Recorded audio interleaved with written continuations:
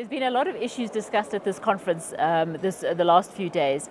Out of these, could you select 3 or 4 of issues that you think are the big issues for Africa or new directions for the continent? Industrialization is really the most important entry point for the discussion about structural transformation. So I think what this conference really added to the debate was the experiences from other parts of the world and the historical perspective that is in our transformative policies report, and also the greening dimension, the environmental dimension into the industrialization of the continent.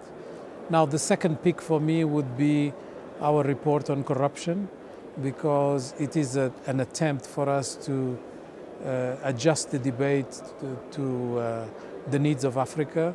We are very critical of the indexes that have been produced based on perception, and we think that it is high time for everybody to give a bit more credit to the efforts that Africa is making in this field.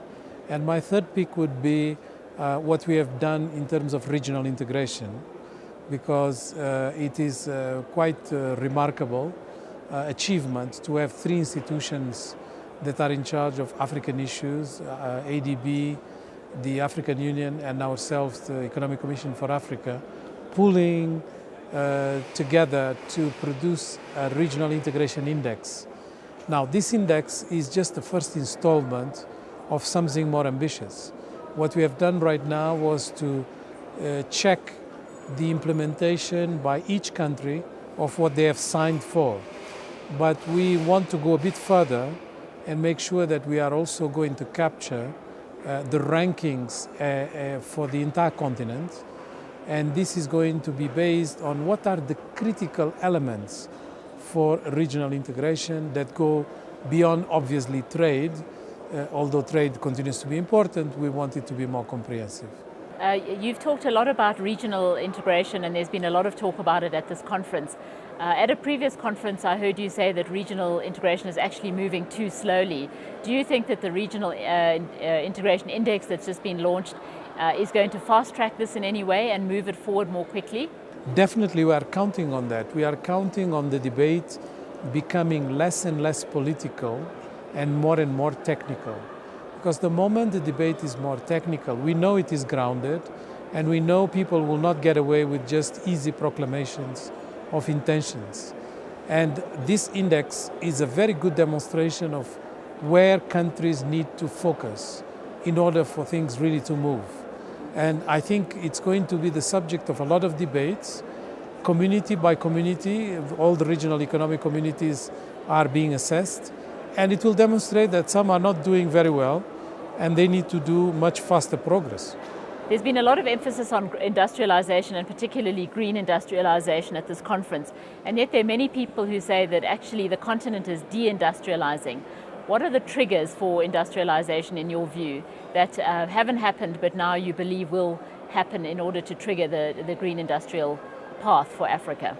Well, actually, Africa's contribution to manufacturing and industrialization has to be measured, like in any part of the world, through manufacturing value addition, and that one is going actually down. It's true. In the last few years, it has gone down by 1%. One may say it's marginal, but I would say it's significant because we are in a period of growth and would have expected manufacturing value addition to pick up, not to stagnate, even less to regress. But this being said, it's also misleading to say that it is deindustrializing. Why? Because, the size of Africa's GDP has more than doubled over the last 15 years. It's close to tripling, which basically means that it's a much bigger economy. So if we have in percentage terms less, doesn't mean there is less industry. Now, what I think it's important for us to bear in mind is that the type of industry that we require for structural transformation is still not really taking root. It's basically 3. It's agro-processing because of its pulling factor on agricultural productivity. It's also commodity-based industrialization because it will allow for our natural resources to have more beneficiation. And we should not dream of having total control of the chains, of the value chains. it will suffice for us to add another 15% of value addition to the average 10 that we already have, and it will create about 7 million jobs a year. And finally, the third entry point for industrialization is really, benefiting from rising labor costs in Asia, particularly in China, and the need for them to delocalize certain manufacturing industries, which actually end up there because they were delocalized from Europe and other industrialized countries. So it's their time also to dish them out because they have upgraded their skills, their innovation, their technology, and they control now chains of value that are very important. So I think Africa can benefit from that, but by all means it's not automatic. We have competition. There seems to be a lot of sentiment, anti-sentiment about the private sector at this conference. A lot of reports are being released that criticize what the private sector is doing and the way they're doing it. Do you feel that they're getting a bad rap at this conference? Do you think that they're not playing the ball with the agencies, with the politics of development, and could be doing things differently?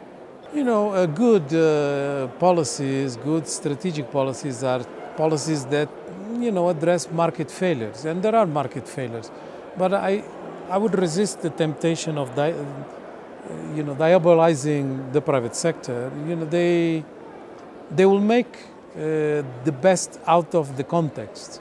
If the context is tight, you still have the private sector operating, and sometimes even more successfully than in countries where there is complete mess and where everything is allowed.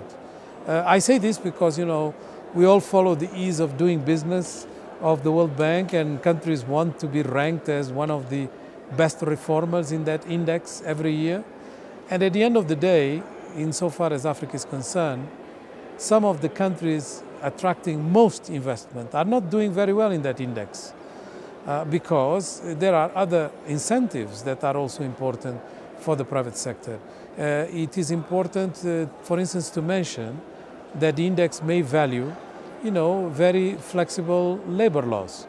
And yet, countries that have very large labor availability may be attractive nevertheless, like Ethiopia. So I think it's a mix, and you have in the private sector all types of behavior. You have, predator behavior, as well as you have, more social responsible behavior.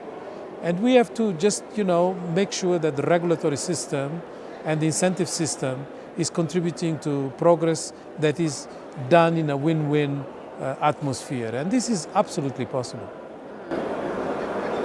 A lot of the issues you hear at these kind of conferences are about resource mobilization. And yet a lot of the things that could be done with very little money, possibly just a lot more political will, are not happening. I mean, is there too much emphasis on the resourcing and not enough on the political will?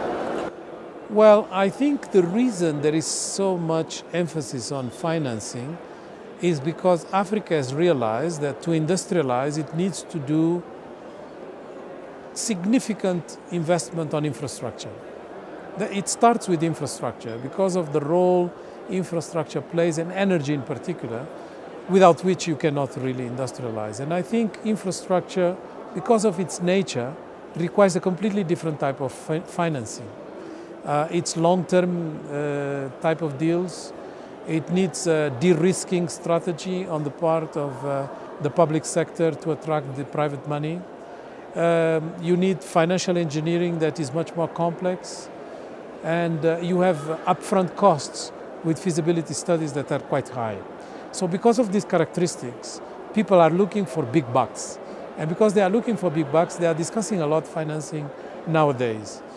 And I think resource mobilization is just a cop-out. I think it's much more interesting to be talking about domestic resource mobilization. Without the domestic, it becomes again an attempt to try to lure some development aid money, some concessional funding, which obviously may come, but it will never be sufficient. We are not going to develop without having a good fiscal and tax system, without governments being capable of actually taxing in relation to the real size of the economies. And for that, you have to go the more difficult road. It's not an easy task, but it's the one that really pays off at the end. You've spoken before about a new proud Africa. What are the elements of pride that inform that statement? Well, I think one of the reasons is, of course, the sense of confidence that was given by growth, although it was growth without quality. And now we are seeing it. The moment external shocks get back, that growth is shaken. It's still the best performer continent in the world, but it's not performing at the same level as, say, India, which is a very good comparator for us because of the size of its population. If India can grow at 7% and has a per capita right now that is lower than Africa, it shows the way. It is possible. But I think the real reason also for the pride comes from the fact that we have a new crop of leaders. And I like really to define the leadership change that is taking place in the continent as one that goes beyond the strong man approach, the president, the head of state. The leadership that we are seeing emerging is a leadership that is much more collective, vast, and with a number of actors that is not just limited to, say, the public figures of the past. And I think that is very important because that's where you get, some entrepreneurs that are investing a lot in Africa. The segment of investment that is growing the most in Africa is the intra-Africa investment. The fact that you have now people that are thinking about science and technology, the fact that you have also countries that are demonstrating the way with innovative ways of dealing with public policy. So I think we are really proud because of all these developments at the same time, not because we can point fingers to a few presidents. Thank you very much for sharing your time and your insights with IC Publications.